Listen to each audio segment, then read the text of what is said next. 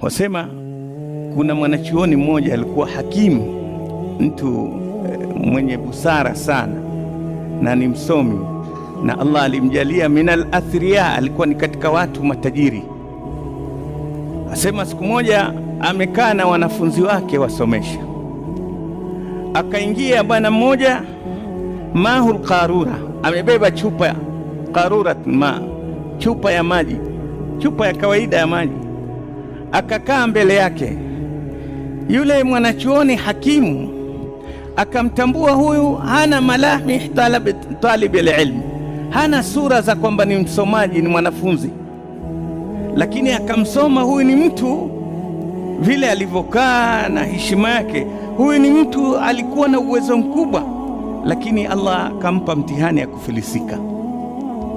Akakaa mbele yake na chupa yake, akaendelea kusomesha, alafu akakatiza, akamwambia, shekhe, niambie una tatizo gani, una shida gani tukusaidie? Akasema sina tatizo. Akamwambia basi ongea. Akamwambia maliza kusomesha. Akamwambia la, mimi nataka wewe useme. Akasema mimi nauza hii chupa ya maji.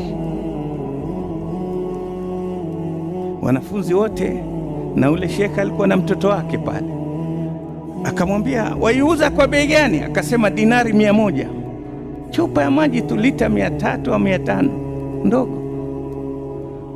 Shekhe akamwambia basi mimi nitakupa 150. Akasema la, 100 peke yake. Shekhe akamwambia yule mwanawe, mtoto wake, ingia kwa mamako ulete dinari 100. Kampatia. Baada ya kikao kile cha elimu kumalizika, yule shekhe akarudi, akaingia kupumzika kwake. Mtoto wake akanyemelea ile chupa, akaja akaishika, akaiangalia vizuri, akachunguza, akaona ni maji ya kawaida tu, maji ya kisima. Akasema huyu babangu aitwa Hakimu, mtu ambaye intelligence, adanganywa atoa dinari 100 kwa maji ya kawaida haya. Akamsubiri kwa hamu. Babake alipoamka akamwambia, baba, leo hikma zako zote umetapeliwa leo. Kuna jamaa leo kwa ushapu wake amekutapeli. Kwa nini? Akaambia nimeangalia yale maji ni maji ya kawaida. Kwa hivyo vipi umenunua maji ya kawaida chupa ndogo kwa dinari 100? Akamwambia, mwanangu, umeangalia kwa jicho ukayaona ni maji ya kawaida, mimi nimeangalia kwa moyo nikaona ni maji ya uso ya yule bwana. Yule bwana ana matatizo, na nimejua kwamba ana deni, anadaiwa ile dinari 100, lakini hataki kumwaga maji yake ya uso haya. Hakuweza kuomba, akafanya utaratibu wa kuniuzia maji yake ya uso, sikununua maji ya kunywa. Kwa haya yake nimemtambua kwamba yule bwana ni mtu mwenye heshima zake, ulimwengu umembadilikia, kwa hivyo hawezi kuomba. Amekuja kwa lugha ya kuuza, lakini lengo lake ana matatizo.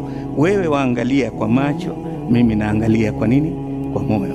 Mtume sallallahu alaihi wasallam, mwanangu, asema man istataa an yanfaa falyanfa, yoyote ambaye anayeweza kunufaisha mwingine. Man istataa minkum an yanfaa akhahu, yule anayeweza kumnufaisha mwenzake, falyanfa, nafanye hivyo, asirudi nyuma katika kustiri.